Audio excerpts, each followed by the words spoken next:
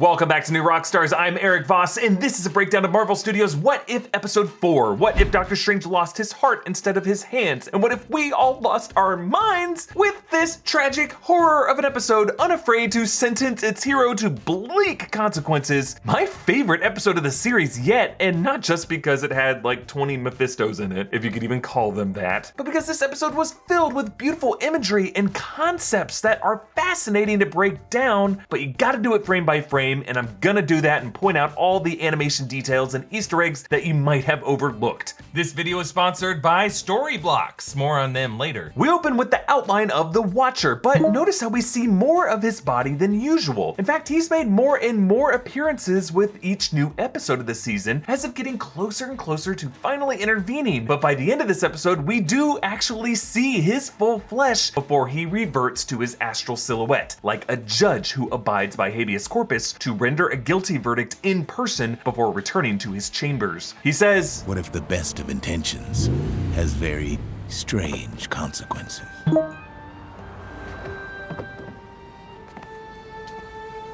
Yeah, that music was Michael Giacchino's Doctor Strange theme, which comes back throughout this episode.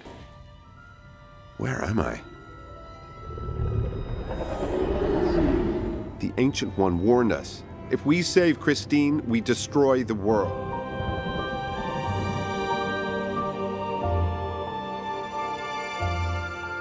Benedict Cumberbatch and Rachel McAdams return to voice Stephen Strange and Christine Palmer. You, stunning. I'm only going for dessert. You promised me creme brulee. Yes, in this universe, Strange and Christine are in an active romantic relationship instead of the platonic but still flirty exes they were in the film. She coaches him on his speech. No, stop. I'm already asleep. Come on, cut the preamble. Let's just get straight to the heart of it. Choice words for a doctor who spends this episode trying to awaken his dead loved one, the heart that he lost. Now, in the 2016 film, Strange invited Christine to a speaking engagement. I'm talking tonight at a Neurological Society dinner. Come with me. Another speaking engagement? So romantic. You used to love coming to those things with me. But here the event seems like a different one that's a celebration in Strange's honor. We need to celebrate this. We are. You performed a radical hemispherectomy. It could be another variance, or maybe one of those prior dates when Strange and Christine were still together. Also, we should point out that a hemispherectomy is where half the brain is removed or disconnected from its other half in order to treat seizures and epilepsy, which is quite similar to the way the Ancient One splits the halves of Doctor Strange's identity and mind. Now, the wreck is caused by slightly different conditions. Like here, Strange tries to pass a semi-truck and nearly collides head-on with a car, swerves back into his lane, but then gets rear-ended. In the film, he passes a car and collides with it while distracted. But still, the wreck itself goes down exactly the same way, frame by frame, even spinning into a pole and then flipping on its front end into a fence before teetering down into the water. Strange cries over Christine while framed in this broken glass of the back windshield. If you think about it, this whole series depicts the multiverse as shards of broken glass. And at the end of this episode, after Strange has allowed his universe to melt away, he is trapped inside a condensed prism of shards, crying once more alone. So this shot here in the crashed car foreshadows Strange's tragic destiny. Strange ends up in Camartage, but this version of Strange has not had his hands damaged, which in the films was his unhealable wound, with that tremble even persisting all the way through Avengers Endgame. But you'll notice not in the trailer for Spider-Man No Way Home. Got a theory for that, keep that in mind for later. But still having his hands allows Stephen Strange to surpass the mastery of his film version. And this guy never having a constant reminder of his arrogant mistake to ground him in that guilt. Instead, he feels like the universe stole something from him. Strange discovers The Eye of Agamotto, cradle of the temporal singularity discovered by Cagliostro, manipulation and alteration of timelines. Yes, the temporal singularity, of course referring to the time stone. The word singularity coming from Wang's recap in Infinity War of the stones being the singularities from the Big Bang. As in the film, Strange uses the time stone to unwind and rewind the bites of an apple, and he is caught in the act by Wang and the Ancient One, with Benedict Wong and Tilda Swinton returning. Tinkering with time can weaken the very fabric of the universe. We protect reality. We don't threaten it. But in the film, Mordo joined Wang in admonishing Strange, but Mordo was mysteriously absent from this episode. They didn't even bring in a guest voice actor to try to emulate Chiwetel Ejiofor, like they normally do for actors they can't get back in there. Not sure why, but without this scolding conscience, it does unleash Strange to go further with his sorcery than he would otherwise. As in the film, the Ancient One dies and Strange bargains with Dormammu and becomes the Sorcerer Supreme, but now he uses the Time Stone to return to the night of Christine's death. Now, compared to the time travel logic of Loki and Endgame, Doctor Strange's Time Stone magic seems limited to within his timeline. Like, he doesn't create branch timelines so much as he relives history within his timeline by reversing time and creating time loops. Definitely seems more limited in scope compared to the more technological quantum approach to time travel used by Kang, the TVA, and the Avengers, who, when they alter time, create branch timelines. This could be why the TVA showed us the Infinity Stones, from their point of view, as powerless outside of their home timelines. But since we stay within Doctor Strange's timeline here, this time stone is infinitely powerful. And Strange creates a new loop point that begins with Christine at the car, similar to how he used a time loop to torture Dormammu, but here Strange creates this Groundhog Day scenario to essentially torture himself, really, which is ironic because Dormammu was Benedict Cumberbatch with his voice and performed via mocap. All of this plays out like the heartbreaking montage in Groundhog Day when Bill Murray tries over and over to save a dying homeless man, a sequence that always makes me tear up because he calls him Pop and Dad. He goes to the extent of thinking himself as a doctor, demanding to see the guy's chart, the way Doctor Strange arrogantly refuses to let his patient die. There's a moment where Strange seats Christine in the car on one loop, and the Watcher's reflection appears beside him, but notice how Strange blinks, almost seeming to sense him. But no matter what, in this montage, death on wheels always seems to come for Regina George. I actually theorize that each of these fateful deaths could have been sent by Strange's future Strange Supreme form, trying to fix his own mess and force his past self to move on. Because notice the vagrant who randomly shoots in the pizza shop for no reason. That guy's face is only shown from afar and here in shadow, because that could be the face of that Strange Supreme, unrecognizable to his past self here. Even when Strange stands her up, she still dies in a building fire. Reports of numerous casualties, including the death of one Dr. Christine Palmer.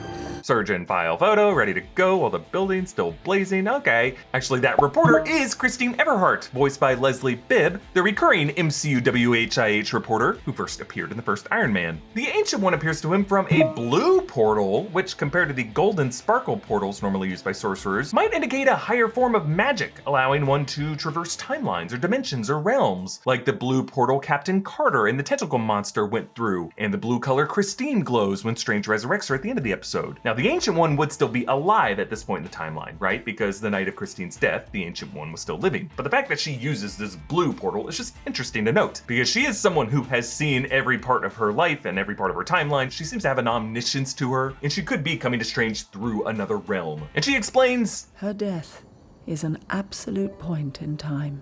Absolute. Unchangeable.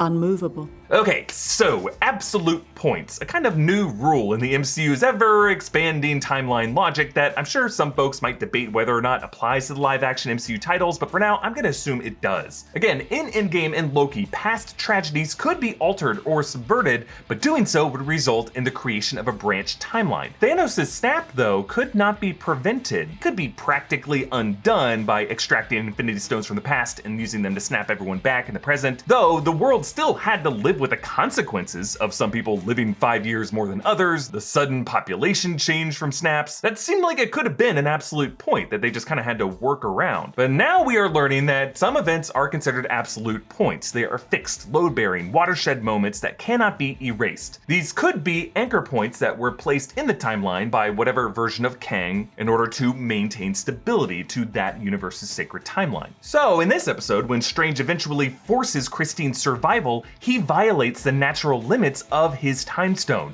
and he breaks the absolute point of that timeline, careening the timeline into a chaotic branch beyond the timeline logic that his time stone could have any control over. It's like the darkest timeline that the Ancient One warned Bruce Banner about in Endgame. In this new branch reality, without our chief weapon against the forces of darkness, our world would be overrun.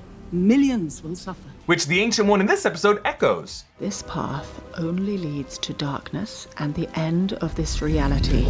The darkness on that hypothetical branch that she talked about in Endgame could have meant that the branch would eventually self-prune by melting away into this cosmic sludge that we see in this episode. A choice that I really like because, for one, it contrasts the dry, dusting aesthetic of Infinity War, but also evokes the more dark matter that makes up the borders of this reality, and in the medium of comics and classic animation, the ink that these characters are literally drawn in. But as we move on from this, remember, Christine Palmer's death is only an absolute point in this universe, not the universe of the primary MCU.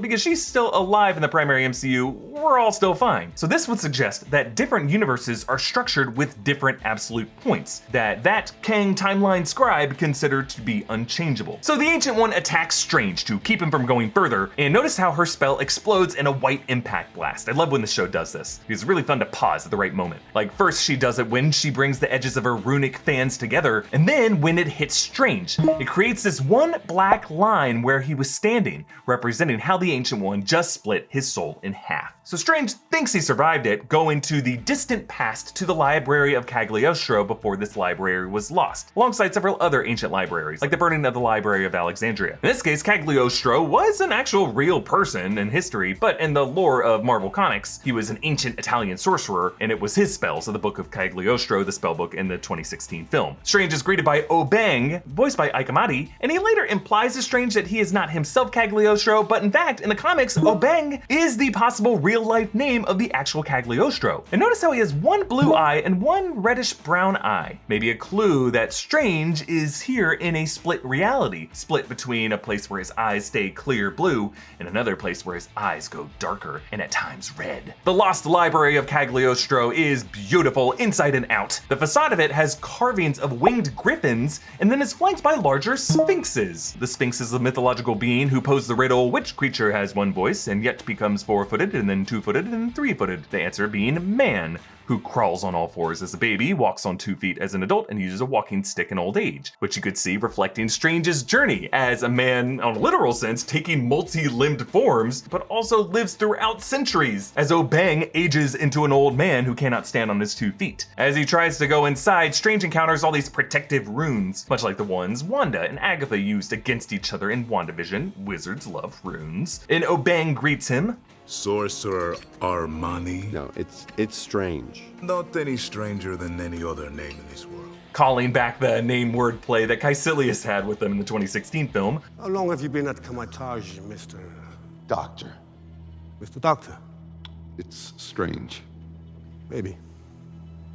Who am I to judge? Inside the Library of Cagliostro, Strange finds the Book on Time Manipulation. This is the same Book of Cagliostro from the Kamar-Taj library that we saw in Doctor Strange. It has the same cover, but this would be hundreds of years earlier before it ended up in Kamar-Taj. The page he actually opens up to are the same pages that Caecilius tore out of the book in the 2016 film, and you can see that same Dark Dimension symbol, the one that Caecilius conjures in the church, and it appeared on his and the Ancient One's foreheads, because the Ancient One would draw power from the Dark Dimension. That's why she was called a hypocrite. Now, trust me when I say making video content is time consuming, especially if you want that content to be really high quality. You know, the type of videos that people fall in love with. Well, Storyblocks saves you time and helps you make your videos that much more lovable. A Storyblocks membership is essential for any creator. Again, thanks to Storyblocks for sponsoring this video. They have a huge library full of 4K and HD footage, After Effects and Premiere Pro templates, music, images, and sound effects to bring your stories to life. The assets are royalty free, so you can use your downloaded content anywhere for commercial and personal use. The unlimited all access plan gives you unlimited downloads for the over 1 million assets in their library. Choose a plan that works for you from their selection of flexible subscriptions that scale to give you all the content and tools you need to focus on creating, not worrying about budget. Storyblocks also has this really cool new program, the Restock Initiative. They are hiring creators from marginalized communities to create content that is more reflective of the diverse world that we live in. Go to storyblocks.com/newrockstars now now or click the link in the description to check out their plans and get one for yourself. Learning that he has to absorb other entities, Strange attempts to absorb the freaking same interdimensional tentacle monster from episode 1 with Captain Carter. Now, I speculated then that this could be one of the Elder Gods, aka the many angled ones like Shuma Gorath, who is speculated to appear in Doctor Strange in the Multiverse of Madness. This is a huge deal that it came back, because other than the Watcher himself, this is a first example of continuity on this series. And since the trailer showed that one image of Captain Carter meeting the Strange Supreme, I think we can expect a later episode this season to confirm what exactly this monster is. And keep in mind that we may only be seeing this entity's bottom half. And Shang-Chi promotional footage seems to be showing some massive tentacled entity in that movie's final battle. We'll know more after Shang-Chi comes out, but there could be a connection between these two. Obang says, Mystic beings do not bargain.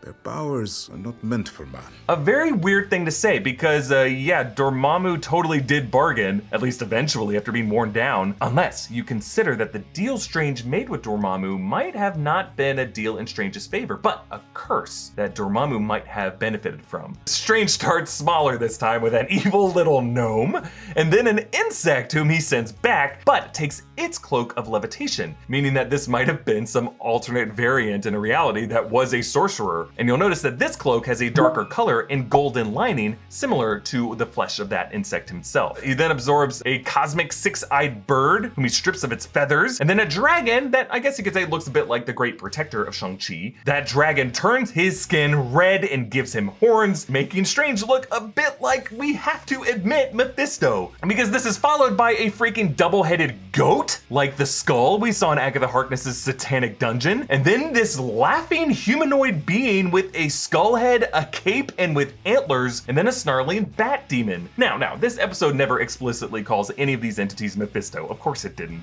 But this demonic imagery alone dispels that stupid myth that people keep throwing at me that Disney will never put demons in their properties, as if Fantasia and Hocus Pocus never happened, or WandaVision with its witches and Book of the Damned. And by absorbing these things, Strange gains enough power to be able to perceive past reality to the form of the Watcher, which is the kind of reality-bending abilities normally reserved for entities like Mephisto. But the fate of his universe is not worth risking the safety of all others. Besides, I doubt he'd listen. Hello? Who's there? So, Mephisto confirmed? Well, no, of course not yet, technically. But this is the kind of supernatural evil within Strange's consciousness that I mentioned in my recent video that makes it at least more likely that Doctor Strange in No Way Home or Multiverse of Madness could be influenced by Mephisto. And since in that No Way Home footage, Strange's hand is not scarred and does not tremble, I am wondering if that could be the Strange from this reality. A theory I go much more into in our episode of Inside Marvel. Now, the next absorbed demons include this evil elk that makes Strange grow antlers, giving him a silhouette of Hela, another dragon who makes Strange's face stretch out into a snout, a demon wolf with weirdly a pierced ear, and then a snake that turns Strange into a snake that still has his hair, yikes. But then we gotta look at these flashes of body horror that go by real fast. You gotta go through frame by frame. First, there's Strange in this thick boy, red Hellboy style demon form who sprouts a second head, then Strange made of this yellowy waxy substance, then Strange in an insectoid form with antenna and barbed appendages, and then fascinatingly, Strange with the facial texture in the eyes of Dormammu, including a third eye on his forehead. Could throughout this process Strange have at some point absorbed Dormammu as well? He transforms into a snarling fanged Strange with rows of glowing eyes, who then turns back into Strange's semi-normal head, but his skin cracking like a paper lantern burning from the inside. Meanwhile, the time-lapse outside the library shows the lush greenery wilting away from the cliffside as hundreds of years have passed. So then Strange re-summons that tentacle monster from the beginning, this time slicing off its limbs and absorbing them into his flesh, ending with this gross neck snap.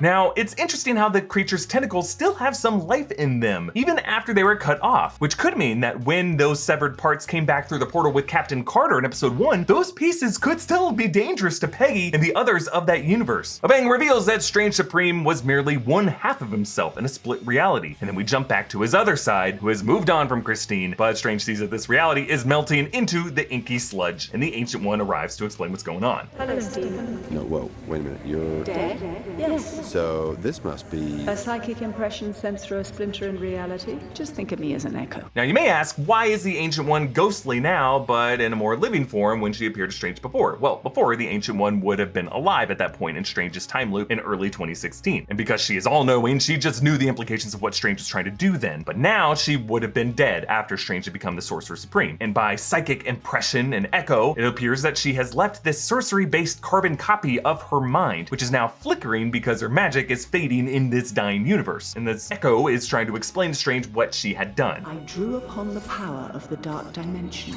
to split the timeline, allowing for 2 of your possible timelines to occur in one universe. Yes, so as the Ancient One did in the 2016 film, she used magic from the dark dimension. That's why she had the symbol on her head. That's why Caecilius would call her a hypocrite. But it's interesting how the Ancient One's words remind us that timelines and universes are not synonymous and interchangeable. They're really different structural categories, because branch timelines coexist within one universe. Similar to how in Loki, branch timelines could snake off of the sacred timeline, but that all of those existed within the same universe, and that the more branches from that sacred timeline make that bigger universe less stable. So in the end, when it splintered off into thousands and thousands of different branches, that whole universe was one of infinite more. But I love the audio distortion effect on the Ancient One's words, but notice how the distortion snaps back into clarity right on the one line when she delivers a key message. If the other Strange succeeds in reversing an absolute point in our universe... You mean saving Christine? He cannot save her, Stephen.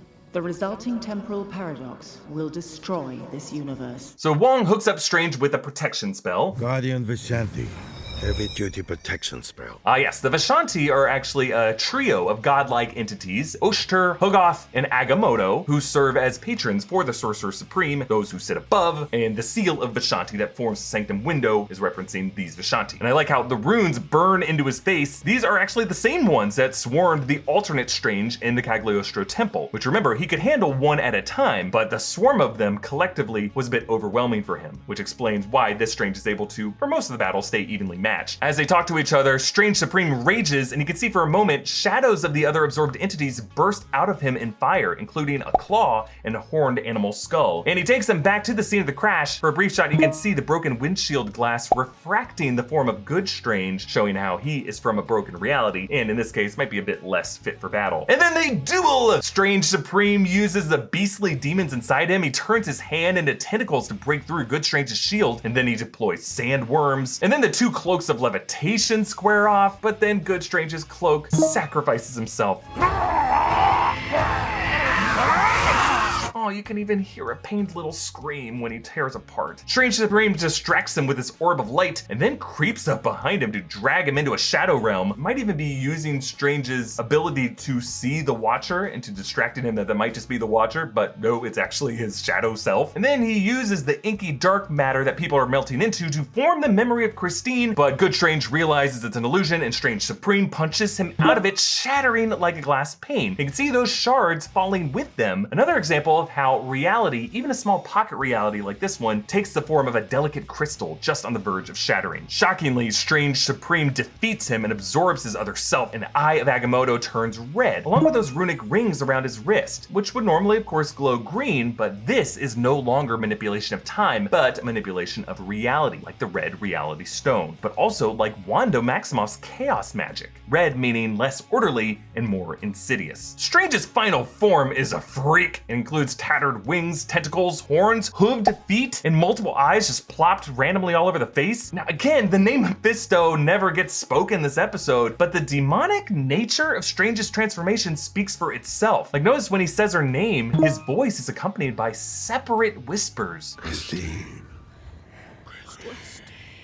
And as he leans into Christine, his extra eyes all twitch independently of each other. And as his reality's final pieces crumble apart, these other entities suddenly vacate his body. This wasn't supposed to happen. Because you could argue these mystic entities might have come out on top, hijacking this Sorcerer Supreme to destroy his own universe. So when Obang said mystic entities don't bargain, the fact that one of those could have been Dormammu could mean that Dormammu won that battle after all, and that all of these entities, down to that little gnome, might have been victorious here. Strange begs the Watcher for help. I read about you, sensed your presence. You're a god. You can undo this. I'm not a god, and neither are you. If Strange had read about Uatu the Watcher, that would imply there might have been others in this universe powerful enough to have witnessed or sensed the Watcher's presence in the past. Who else in this MCU could be aware of Watchers? Perhaps Kang or He Who Remains? Maybe the Ancient One? Maybe even Wanda Maximoff, who did suddenly see someone while reading that Darkhold in the WandaVision post-credit scene. But Strange is left tragically alone, clutching Christine as she melts away in his hands, similar to Peter Parker dusting in Tony Stark's hands. I'm sorry. I am so sorry. One life, one choice, one moment can destroy the entire universe. And as the episode goes to credits, we are just left with this feeling like some kind of grim cautionary tale, but for whom exactly? Now sure, you could see this as a lesson about the dangers of clinging too much to a lost loved one, fixing what cannot be fixed, but the most impactful images of this episode are the tale of a wizard who goes too far. And none of us are sorcerers with the ability to reverse time or rewrite reality. Well, yet. Working on some stuff on the side. I really think this episode just seems like a taste of the horrors to come as characters in the Marvel world face multiversal madness, especially in the live action universe. That's why I think it's definitely worth considering this episode as having actual implications on titles like No Way Home and Multiverse of Madness, because it's the first episode this season that did not use a single sound-alike actor, as if this live action cast knows the importance of this story on their characters' journeys. And yes, it reintroduces that multiversal monster that seems like it could tie into Multiverse of Madness or even Shang-Chi. So there was a time when folks were not sure if Marvel's What If was essential watching, but now I think it is clear this is essential rewatching. You can support New Rockstars by checking out all of our merch options, like this What If shirt that when you get, you can write in a custom shout out that will appear on our What If after shows. Get all of that at newrockstarsmerch.com. Follow me on Instagram and Twitter at EA Voss. Follow and subscribe to New Rockstars. Thanks for watching. Bye.